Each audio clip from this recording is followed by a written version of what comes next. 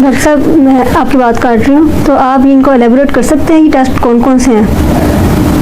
अच्छा, मैं आपको बता दूं कि जो दिल का मरीज़ होता है ना, उसको या जिनकी फैमिली से पॉजिटिव होती है, उनको कौन कौन से टेस्ट करवाने चाहिए। सबसे इनिशियल जो टेस्ट होता है ना, वो होता है ईसीजी का। आप ईसीजी करवाते हैं और कार्डियक एंजाइम कराते हैं, आप अपना ये करवा लेते हैं। अगर ये नॉर्मल है तो आपको थोड़ा सा मुतमईन हो जाना चाहिए। लेकिन ये तब आप मुतमईन हो जाएं जब आपको कोई मसला, रिस्क फैक्टर नहीं है। आपकी फैमिली हिस्ट्री पॉजिटिव है, लेकिन आपको ना शुगर है, ना ब्लड प्रेशर है, ना स्मोकर है, तो आपको ईसीजी और कार्डियक एंजाइम नॉर्मल है, तो आपको मुतमईन हो जाना चाहिए। लेकिन अगर आपके अंदर शुगर भी है, आपको ब्लड प्रेशर भी है, तो फिर आपको अपनी जो शुगर है वो भी रेगुलर चेक करवानी पड़ेगी। एक जो शुगर का मरीज होता है उसको 3 से 6 महीने के अंदर अपना जो है वो शुगर चेक करवानी चाहिए। HbA1c एक टेस्ट होता है जिसको तकरीबन 3 से 6 महीने के दरमियान अगर आप चेक करवा लें तो आपको पता चल जाता है कि आप शुगर के मरीज बन सकते हैं कि नहीं बन सकते। आपको महीने में एक दफ़ा लाजमी अपना ब्लड प्रेशर चेक करवाना चाहिए। वो अगर है डायबिटिक पेशेंट तो उसमें भी वो भी आ जाएगा जो 3 to 6 मंथ का।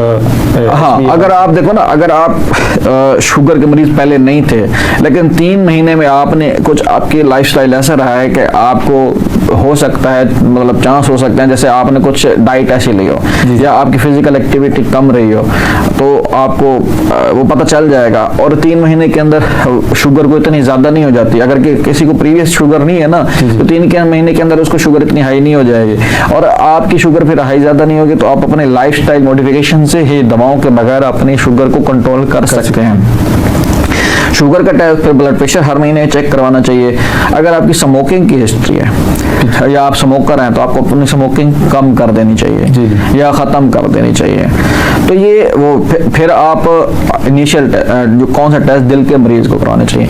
और अगर आप बात कर रहे हैं कि ईसीजी हो गई, कार्डियक एंजाइम हो गया, फिर एकोकार्डियोग्राफी।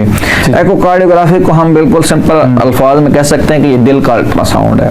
हम दिल का अल्ट्रासाउंड करवा लेते हैं तो इसमें 2 चीजें हमें पता चलती हैं। एक तो दिल के वॉल को पता चल जाता है, एक दिल की दीवारों की ताकत का पता चल जाता है कि उनके अंदर हरकत कितनी हो रही है। फिर मजीद जो फर्दर टेस्ट होता है वो होता है सीटी कैल्शियम स्कोरिंग। सीटी कैल्शियम स्कोरिंग यंगस्टर के लिए इसलिए इंपॉर्टेंट है कि ये आपको वक्त से पहले बता देता है कि आपकी जो दिल की शरियाने हैं उसके अंदर कितनी तंगी हो रही है, क्योंकि कैल्शियम जो होता है उसके अंदर डिपॉजिट होता है, तो कैल्शियम की मिकदार से हम पता चला लेते हैं। इससे हमें पता चल जाता है कि 4 से 5 साल के अंदर आपको दिल का मसला हो सकता है कि नहीं हो सकता। इसके अलावा फर्दर इसका जो टेस्ट है वो है एंजियोग्राफी।